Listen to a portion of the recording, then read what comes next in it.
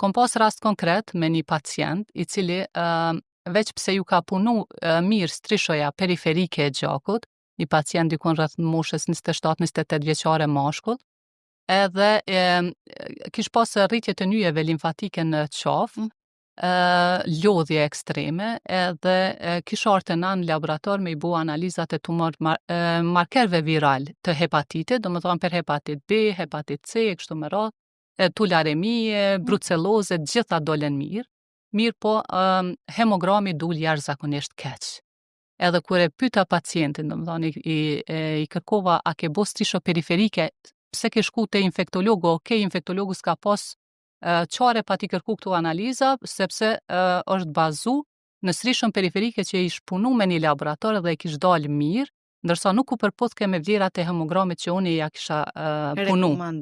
Çka kërkova në atë rast mas pari dashta me u vërtetu, me ja marr edhe një herë gjakun, mos ka ndodhur ndaj gabim teknik ose pruveta ose marrja, edhe u sigurova që është ai rezultati i njëjtë.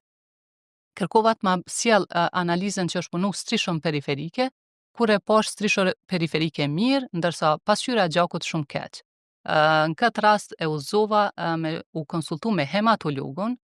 Thash mirë që infektologu i ka pa këtu analiza, e ka pa strishon periferike dhe i ka kërku diçka tjetër, domethënë rreth smundjeve infektive që manifestohen me rritje të nyjeve limfatike. Mirë që e ndal këtu mirë po duhesh me u konsultu me hematologun. Në atë moment është konsultu me hematologun, ja kemi përpunu strishon periferike, kemi lexu bashkë me hematologun dhe është diagnostifiku me leukemi akute, që në mënyrë direkte është dërgu mandej për transplant në Itali mas 2-3 dite.